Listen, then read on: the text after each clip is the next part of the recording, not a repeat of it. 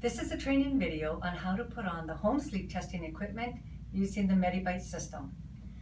You will start by going into the MediByte kit and taking out the waistband. That's the first band that you are going to put on. Make sure that the label goes in the right hand and you're looking at the port where the wire will have to go in to connect this belt to the actual computer. Reach behind with the left hand, make sure the port stays up, and do up that belt. It will sit about the natural waistline, and there are the two ports that the wires will go into. Secondly, you will go into the bag to take out the MediByte computer on which everything will be connected. You do have to untangle it because it's going home in a bag. Once you have everything untangled, this will be the second belt that you put on. Start with the computer in the up position. This is where it needs to land on you. If you have help with this, the person helping you will take the belt and run it behind you under your arms, high on the back, and then you can connect it to the computer and the computer will land here. But if you're alone, this is the technique. Start with the computer in the up position, reach behind with the left hand, make sure to get rid of all the kinking in the belt, keep pressure on the belt, and that will keep it straight in the back. You don't want to sleep on a knot. Run it up the back as if you're drying with a towel and get as high as you can with your hands above your head, and then come around and do that up. This will allow that back to stay high once the computer belt is done. You will start then by wiring the two belts to the computer.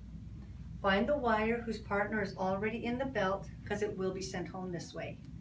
Reach underneath everything and put it into the same belt. It is just a push pin, almost at your underarms. Secondly, find the wire that is left over, one wire cinched like this with two ends. Each of these will then go into a port on the other belt.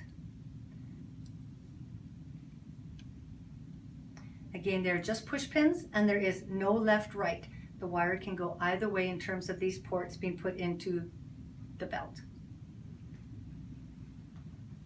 Then untangle everything again because it will come home tangled. Find the cannula. The cannula will have a thermostat attached to it, so there are two parts. It will be sent home taped together. But the cannula ports into the nose. Each side goes behind the ear, the wire and the piping, and there should be a comfortable fit. Pull a little, let it gently find its space in your nose. And then there are cinches on each. The white has a clear cinch up underneath comfortably just to get rid of the extra parts. And then same thing here. We don't want to have a lot of opening here. It will just start to flop on you during the night. Then you'll have to get tape ready. A piece of tape will be used to put the snore microphone on the forehead. It is the red piece by itself. A mirror is helpful. So you will just put it on to the forehead, pointing down, generally between the eyebrows, in that area. Goes behind the ear, and then we will be taping everything down so it does not come apart during the night. Now we're going to go ahead and tape on the face. Get a long piece of tape. You do want to divide it in two so that the tape is not wide on the face.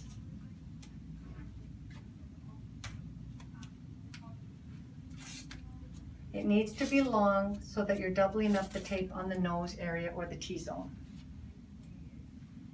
You will start on the front part of the nose with a little extra on the one cheek. Get a lot of good skin contact. Make sure you get a good hold of that cannula and come down to the jawline.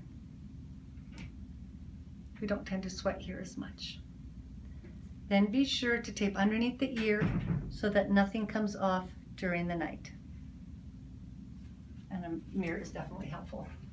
Don't forget that on the right side, there is going to be the snore microphone as well. So capture that one when taping. If you miss it, just add more tape. And then, as I said, we're going to double up on the nose or the T-zone.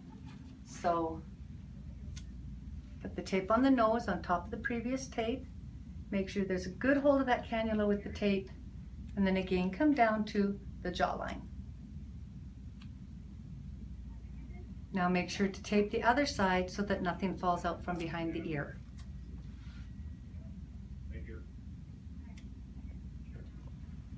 Basically, your taping will look like that.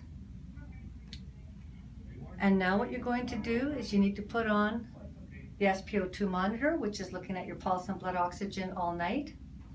Take the end and put it inside your shirt.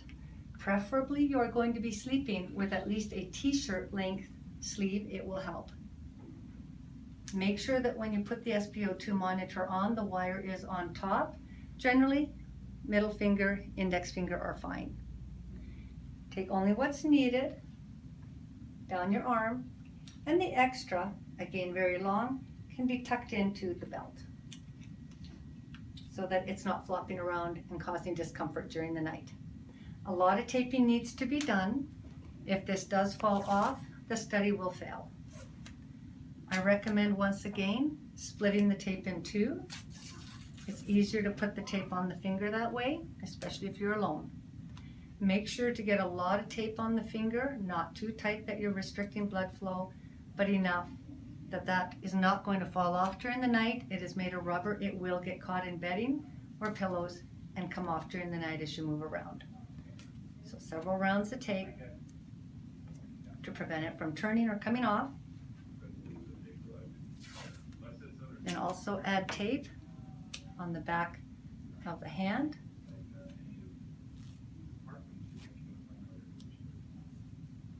And then on the forearm, you can put tape or an ace bandage or gauze plus tape if you do not want to tape directly to your skin in this area, especially if there's a lot of hair on the arms.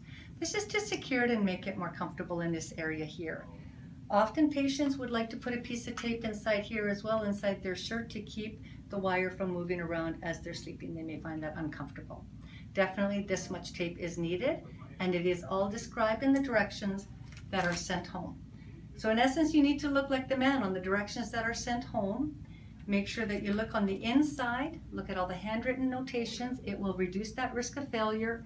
And if you have any questions, there is a business card in the kit with the cell number and the person who is on call in case you need help. Feel free to call us. Thank you, and have a good sleep.